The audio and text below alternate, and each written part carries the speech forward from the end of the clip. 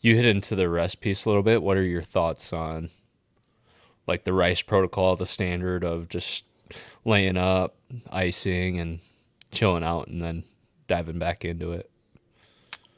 Yeah, I mean, we see price is good for a lot of the musculoskeletal conditions, the tendons, the muscle strains.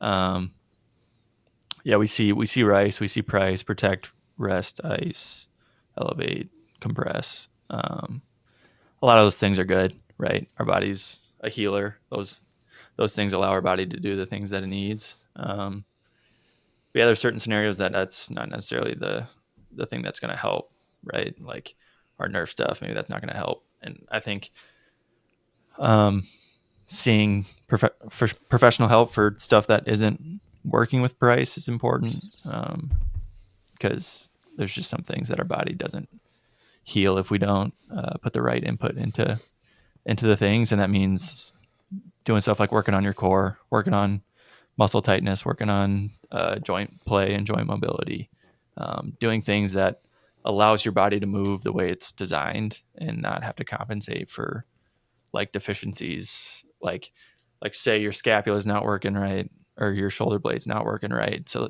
that can lead to shoulder problems, right? So we think our shoulders the one that's causing us trouble, but it could be our scapula, right? We have to look at the core, we have to look at all the way to the root of the problem. So I think it's just a complex thing. Our bodies are complex, but it's something that's really cool and unique to try and solve the logic puzzle of a root. Because yeah, you could have core weakness and have an ankle sprain. Like it could all tie back to the core, and you have to look at the body as a whole unit and just try to solve the mystery of what may be slacking. So I think it's price is obviously good, right? I think we're in a good spot where we're on that side of things where rest is hard for us.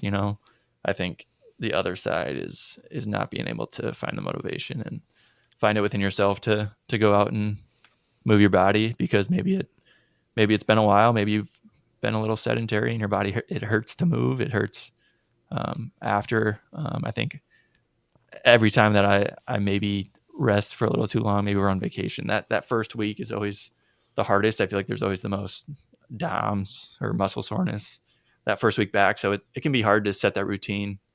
Um, but yeah, I think there's definitely a happy ground between doing too much, doing too little, and just listening to your body. I'm more on the side where I probably push it too far and staying active and still finding ways to move. But I think, I mean, even athletes I'd have, they would, injure a finger and then take themselves out of training for, that week that they're dealing with that. It's like, okay, you got how many other body parts that we can still train? And again, there's a time to rest, especially if, maybe it's more debilitating, like a back issue where it kind of affects the whole system. But, if it's an outer extremity, like I think there's a lot of benefit in one still training to strengthen those other parts and still, maybe make improvements, even if there's some things you can't do. There's a ton you can do. You can put a safety bar on your back instead of a barbell. You can still, do your elliptical and maybe take a phase where you're focusing more on your cardio. So I think there's benefit in that, still improving what you can. But I think that also does a lot for you in your recovery. Blood flow is a great thing. Lactate is a great thing for healing.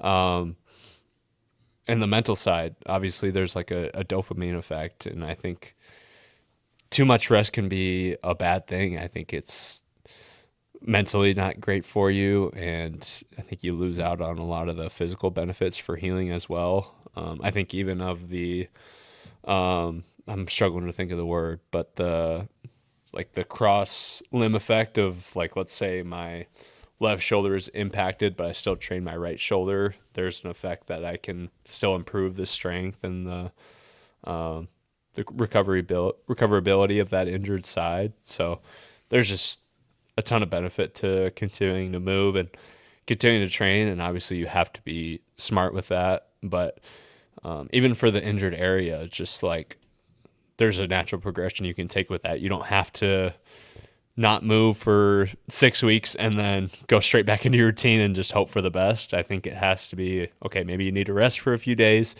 And then we start with some body weight movements, kind of test the range of it, maybe do some ISO holds to test where we're at. Okay. And then I add some weight. I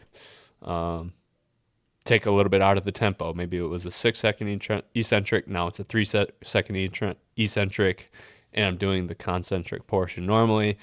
And then I add some, maybe it's a lower limb injury. Maybe I add some extensive plyos before going into regular 100% plyos. And so I think it has to be a natural progression, just as we would with an injured athlete, that progression from, full injury, fully debilitated to back on the field. You can't go from 0 to 100. It has to be steps in the progression.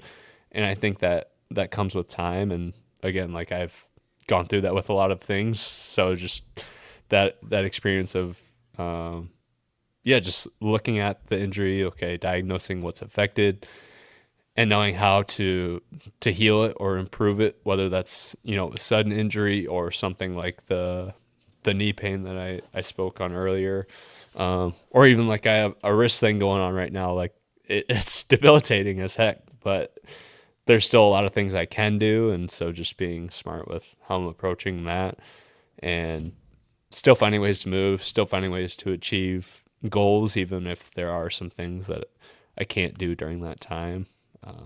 I think it has to be a balance and not leaning too far into just kicking it up on the couch for a few weeks just because you have something going on. I think it's finding ways to move and still improve through that.